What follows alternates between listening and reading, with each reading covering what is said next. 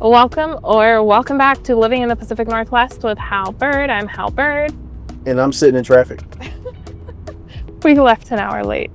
We are currently driving to California. We just crossed the Washington-Oregon state line. I don't even think of it as a state line. I think of it as a border. Is that weird? Yes, we just crossed the future site of the IBR. Oh, don't. Interstate Bridge Replacement. Don't ruin a good start. So we thought we would share with you something. If you are ever, let's say you live in Washington, especially for like our relocation clients who, like about half of our relocation clients are from California, like I am. And so if you drive back to visit family, sometimes we fly, sometimes we drive. It kind of depends on how long we're staying and what we're doing and different things. And in this case, we are driving. Yes, we should also talk about the purpose of this mission. We're actually, again, driving all the way to Malibu, California, ultimately, for a Land Rover event. So, big Land Rover fans, and there's a Destination Defender event in Malibu. We're driving down to meet up with Land Rover, other Land Rover Defender fans, and it gave us an excuse to be in California for Thanksgiving. To see family and Thanksgiving. Yeah. So perfect timing. So part of our route is going south, obviously down the West Coast. And for you, if you're watching this, maybe your journey from California to Oregon or Washington will take you north. And one of the things that I don't think we even knew when we left California was this mountain pass called the Siskiyou Pass. And Siskiyou? You almost got me with your dad joke. I don't even think we heard about it until we were already up here and people talked about it with like reverence and fear. Oh, it made people quake in their boots. Well, it did make me quake in our boots when we moved up here. We drove both of our vehicles up here, and this would have been mid-March of 2018. Yeah, so still winter conditions. Yeah, and so we were coming through the pass at night. We were trying to get into... This is actually when we were moving up here. Yeah, when we were actually moving up here. We had driving two separate vehicles, both pulling trailers. Yeah, well, that was what was scary to me, is that you come down, it's like, I don't know what the incline is, 6% or something, and it started snowing. And I had never driven with a trailer before. And I'm from SoCal. Not much in the snow either, right? Yeah, not much in the snow. I don't think in falling snow. I think one time you took me around to drive in the snow in Big Bear. So I remember calling Jared up and being like, what should I do? Because we were driving separate vehicles. And he's behind me, obviously looking over, making sure that I'm okay. And so he kind of coached me down the mountain. So we didn't know at the time that was even something to be concerned about. Now that we've driven back and forth to California numerous times. It's something to be concerned about. What are you talking about? Yeah, I'm saying we didn't know, and now we know it is something. Well, the first time it was a huge surprise. Yeah. So yeah, it's definitely something to know about, which is part of the reason for this video, to kind of inform and make you aware of different things you'll encounter living in the Northwest. And, I'm assuming road trips will be part of your life sooner or later, maybe. So you want to be concerned about the Siskiyou Pass, I would say between November and March, like beginning of November and end of March, you could have snow. And maybe even into April. I don't think we've driven it in April. But so, perfect example, it's November 2024, and the Northwest was just hit with this bomb cyclone.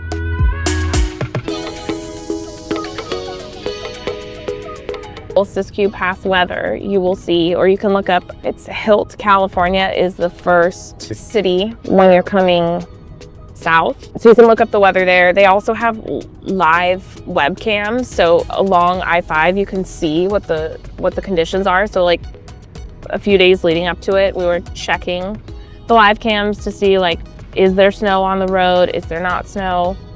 Part of the winter advisory said that we needed chains. Correct. Or what they call snow traction tires. So, and then I just spoke to a client. So funnily enough, I ran into one of our clients' aunts at UPS yesterday before we left. And I was telling her, oh, we're heading down to California, and they're from California too. And she was like, yeah, we are as well. And I was like, oh, are you flying or driving? And they said, we're driving, we're going down to Palm Springs. And I said, okay, well, I'll text you to let you know how the pass is because it's snowing. And she had no idea. They had never made this drive before? I don't know.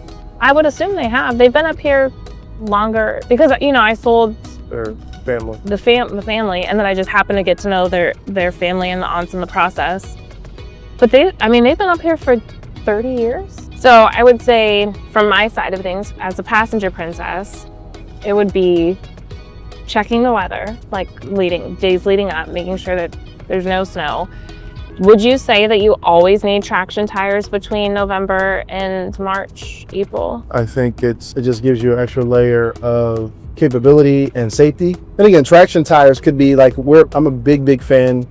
Second time we mentioned it in the video, so at some point I'm going to need to get a little bit of payment for this. Michelin. This product, Michelin. But Michelin Cross Climate 2s are an amazing tire. I love them for two reasons, especially living up here in the Northwest. They're fantastic in rain, and they're actually really good in snow, to the point where they have something called a 3-peak mountain snowflake rating.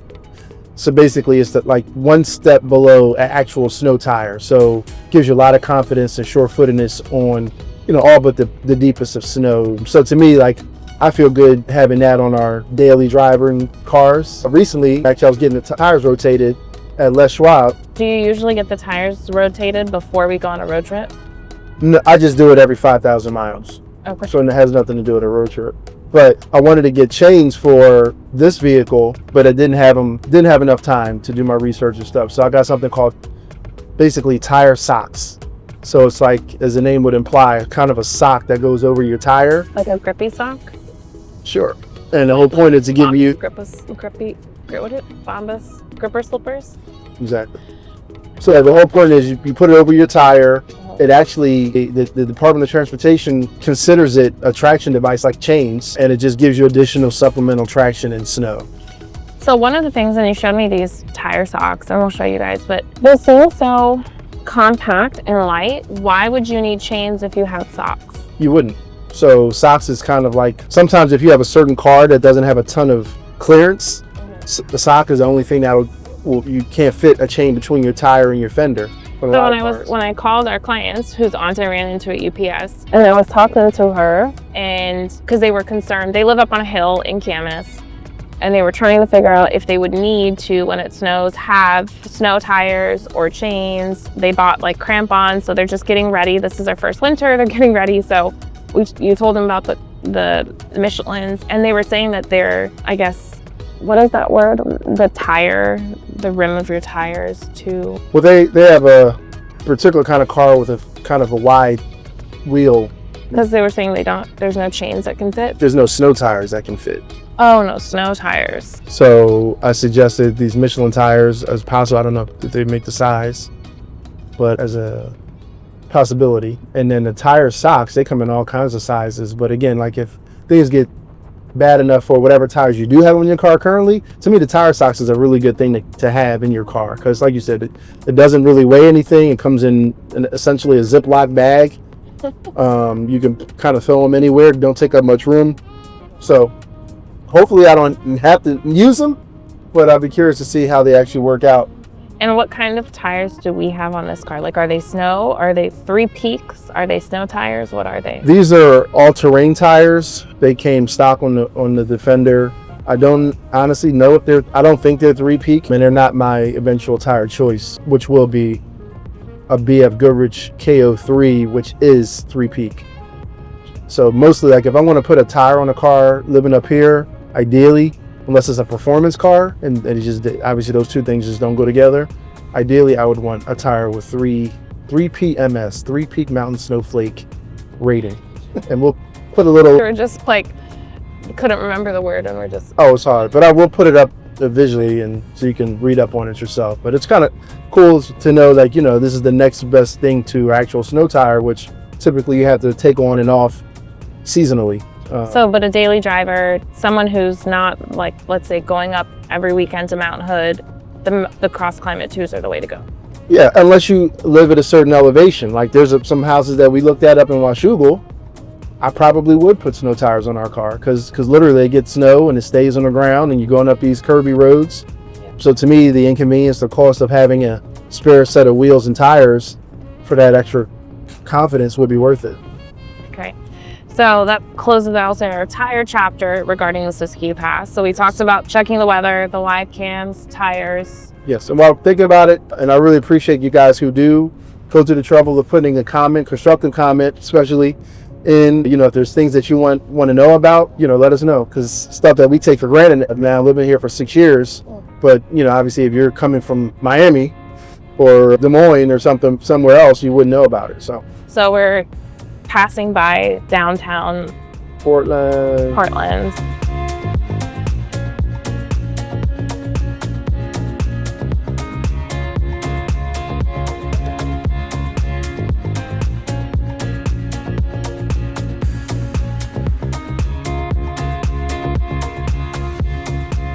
And coming on I-5 South, down I-5, Oh, you're along the Willamette. It's all crossing the bridges over the Willamette. It's such a nice city. Did you know that Travel and Leisure just ranked Portland one of the top places to visit next to like Bali and places like that for 2025? Yes, it's always been in one of my top.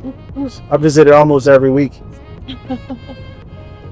I love the city. There's a certain vibe to it. Okay, so going through the Siskiyou Pass, another thing that we do when we're driving down to California is especially during, well, obviously not during the summer, but during the winter, we have boots in the car. Boots in the car?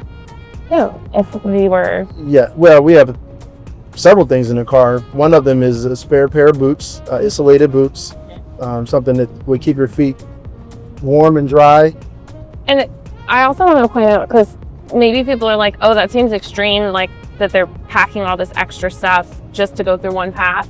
But we literally had a client who was driving from Vegas, and so he went from Vegas to, I think he's wanting to see his parents in Bakersfield, and then drive their car up, their family car up, and his wife and their daughter flew. So his wife and his daughter were up here, he's driving. This would have been late January, maybe February, 2 years ago.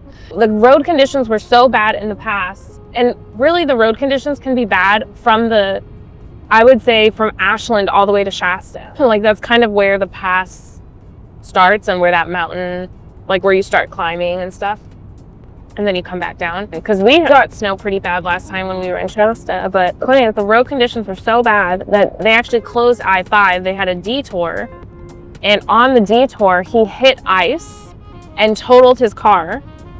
His wife was freaking out, and Rebecca on our team actually drove down, found out, because everything was closed. There's no rental car agency. He was in some tiny town off this detour because he wasn't on I-5. There's no way to rent a car. He would have been stranded in like a motel over the weekend until the roads were cleared and he could get a tow truck, because a tow truck couldn't even come to get him. And Rebecca on our team stopped everything she was doing and drove down that day, like a probably 7-hour drive, to go pick him up, so that number one, his wife wasn't freaking out, and number two, so that they could close. So when we're talking about, I think, our preparedness, it's not from it is from a cautious place, but it's also like we know someone that what we prepare for has happened to. Yeah, and if you live, I'm trying to live by a mantra of it's better to have it and not need it than need it and not have it. So if we were to break down, we had a kind of a scary incident going through the pass in our electric vehicle. Range anxiety and the heat. You guys probably know the electric vehicles, when it's super cold outside and you're using a lot of that power for heat. We had like some cheek clenching moments trying to get back to a charging station. Yeah, and if you are going to drive, we've driven an electric car up and down I-5, up to Seattle, all the way down to Southern California. There are more than enough charging stations, no range anxiety, but in the cold and in the snow, it was bad. Yeah, so again, if there's something were to happen, we ran out of juice or had a breakdown, we keep boots in the car. This, again, typically during the winter, so boots in the car with a spare pair of like really thick socks. Wool socks. We're big fans of Darn Tough socks out of Vermont. We normally keep a spare jacket in the car. Insulated jacket. Insulated jacket, something that will keep you warm, and preferably something that is also like rainproof, waterproof, water resistant. So Waterproof or water resistant? I don't think anything's, very few jackets are waterproof. So, but water resistant, at least keep you dry longer. If you had to walk. Yeah. So specifically, we're getting a lot of free plugs here, but I'm a big fan of interchange jackets, which is kind of like those 3-in-1 jackets where you have the waterproof shell. Which is, a lot of companies make them, but the interchange name is from Columbia, right? I mean, I think that's a Columbia like trademark. yeah. Columbia jackets are great. I had a North Face jacket like that. And what I try to do, honestly, is and I always get them on sale, but I try to get a new interchange every season, so that way, you know, you can wear your new one, and then your old one you can keep in the car as an emergency spare.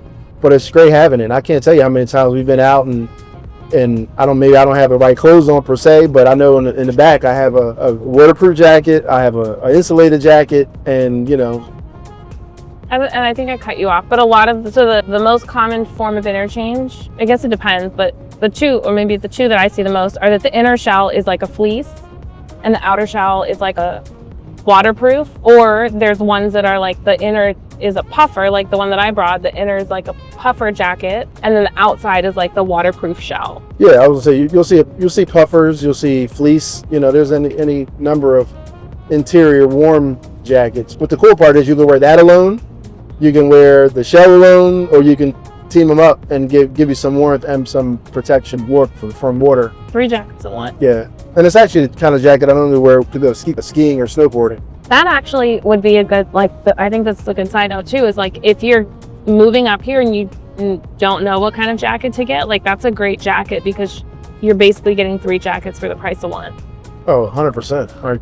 Like start there and then you can, you know, to me that's the perfect staple jacket to have living up here, because that can literally take you year round from a jacket standpoint. Yeah. And as I was trying to decide what jacket, I realized that I have too many. I mean, it depends on. You have too many jackets? Yeah. Okay. So to recap, we should do a separate video, kind of something hands-on, where we could show kind of what we keep in the car, from like a car emergency preparedness thing, and then just personal. So another thing I keep in the car, and once fall hits, I keep the hand warmers and toe warmers in the car. Because again, if you do break down and you have to hump it, you know, it's lock. Yes. Most people don't know what that means. It just sounds. That's great having, you know, those hand warmers and toe warmers to keep your digits, fingers and toes. Nobody wants frostbite out here. So we talked about what we keep in the car, prepping, tires. Is there anything else that people should know? What about any driving tips in the snow? Slow is best. The car doesn't react the same when it's snow and ice and rain on the ground as when it's dry. I think that's how a lot of people get in trouble. They just literally they don't alter their driving for physics. And physics is undefeated, meaning the car takes longer to go. Trailer there that says Swift on it was jackknifed. It's now straightened out. There's a trailer that's kind of starting to hidden by that one that was also up against that or near that. And then you have these pickup trucks that are trying to just move any which way they can, and instead of going straight, they're going up the hill sideways. I repeat, they are going up the hill almost sideways. At least that gray one is now, just trying to get traction. I-5 longer to stop, and it doesn't turn as sharply. So just take all that in consideration and I give myself room anyway. Like, this is a perfectly dry day. I'm probably 4 car lengths back. If it was snowing, I would be. It's a perfect example of my poured up person. It could be 6 smart cars back. So, you know, you're not wrong. 6 minis maybe. Also, along the lines of gloves, or along the lines of jacket, boots, and socks, keep a pair of gloves. Big fan of Costco, has any different brands of good insulated waterproof gloves. Try to get a pair every year when they go on sale, because you know, I always want to have gloves more places than I don't ever want to have to look for something and not have it. That makes sense. Cool. So like we have, well, for them, I have a car guy, so we have almost one of everything in every car. So like we try to have gloves in every car, try to have like a spare raincoat in the car. Like, show them this. This is to me another. No, I'll show them that, but the orange thing, is it in this car? It is. Can you show You them? just said I have one of everything in every car. Are you a I fraud? know, but Are you a fraud? This is Are you a fraud? No, is this a new car or is it a This is a new car, well, new to us, but yeah. but I'm still driving it, ain't I? Yes. Okay. Where do you get these? Amazon. Amazon? Yeah, online and retail. So this is a car care light. We'll link it. This is like really, really cool. Is there metal around? It's magnetic. It's a flashlight. There's the flashlight. It also is, so it's got an end flashlight and the Please unblind your crap. front flashlight. It's got a, what do you call this? Hazard. Hazard, and it's magnetic, so you can stick this on the end of your car, so if you're broken down, you don't have to put it on the floor. You can literally put it on the side of your car so that you can be seen at night or in poor visibility. So 3 different types of lights. Well, the other part, you wouldn't know this, but so it has a magnetic tail. So if you, let's say you're looking under your engine at night, you can actually stick this under your hood. So you can stick it under your hood if you're working on your car. Right. Or if you're changing a tire. Not either. It's just magnetic. So, Just a little bit. And then the thread part is a glass breaker. So if you are, I guess, in water or just need to get out, maybe you can't get out of the door and you're in a crash and you need to get out of the front window or something, windshield. So glass breaker. in case of emergencies. And this side, I don't know if you guys could see that, is a seatbelt cutter. So you can literally take it and cut your seatbelt off. So this is super, super nice. Do you know how much these run? We'll put it on the screen. 15 bucks? Maybe 20, maybe more, I don't know. What's your safety worth? I mean, we've had these for like years, probably like, what, 6 years, something like that. Yeah. No. Also, so we went through downtown Portland. Every time, for some reason, when you get to Wilsonville, there's traffic. And I don't know why, because there's the same amount of lanes. And then what did you want me to say about this? Well, to me, that's another thing that's in every vehicle. It's in my backpack. And it's valuable to me just to have for a lot of reasons. Can I tell them what it is? You're running the show, baby. I'm just driving. So this is an O-light, a flashlight that obviously can function as a headlamp. So it's got the strap, and then you can also take this out. Sorry, there, I'll put it back. And it's got a little like belt clip on it. O-light is known for being super bright. I mean, sheesh. Killing it off here. So this is this your favorite flashlight brand? It is my favorite light brand. Light brand, not flashlight. Yeah. Well, they make flashlights, they make weapon lights, they make a lot of different lights. I use them for our bicycle. They make bicycle tail lights. This is very nice to have a headlight. Again, if it's nighttime, you're changing, you need to work on the car. Yeah. So he could literally, I say he, but we, I guess, done some car repairs with you. Yeah. This flashlight is a better size. I have the larger version of this flashlight, and I also in my backpack have the headlight strap, but I usually just carry the flashlight in my purse so that when I'm like showing homes and stuff, if I'm going into, if it's nighttime, dark places, basements, things like that. Yeah, I think you need to use that headlight feature more. It's not cute, but it gives you your hands back. So yeah. And to me, it's great. Actually, I got that initially for our run club. This version is not so good because it's a lot of weight and it bounces, but they have a smaller, kind of flatter version, which I have, and I like much better for running and hiking. But I mean, that's great for hiking, walking, just not for running because of the bounciness. Just has with that headlight mount, it just gives you a lot of flexibility, not the least of which will be like roadside stuff. You just never know. And then do all O-lights use this charger? No, some of them use a USB-C, some of them use a magnetic. So it's a little magnetic charger that connects to USB. So I mean, we could literally charge it in the car too if you needed. Okay, so I think that's everything you need to know about the Siskiyou Pass. Yep, just trying to look out for our West Coast peeps. Well, anybody who moves here, right? Yeah, But most of the people that are going to be coming up and down here, like, our clients who have been looking for a while since earlier this year. That's what I'm saying. Even if I moved here from somewhere else, it is a beautiful ride up and down the West Coast, right? Yeah. Like, I mean, it's a great trip. Matter of fact, I mean, we were going to stop in San Francisco as a layover, as a stopover, which I've never been to. So, I mean, there's just a lot of things to discover, but you wouldn't have to go through the Siskiyou Pass. Yeah. Anything south of Oregon, right? Pretty much. Well, you can take the coast. Also, I guess it brings up something. So I had clients who are relocating here from California, and they were like, well, if the Siskiyou Pass is so concerning, why don't we just take a detour? And I was like, you don't really want to take the detour because, number one, it's going to add so much time, but those are coastal, windy, 2-lane roads that are probably less maintained, whereas I-5 being an interstate, a little bit more maintained because all of the trucks take this route. So you're better being on the truck route than on the side streets, would you say? Where the alternate routes. I want to say, like you said, it's an interstate, so that's a good point.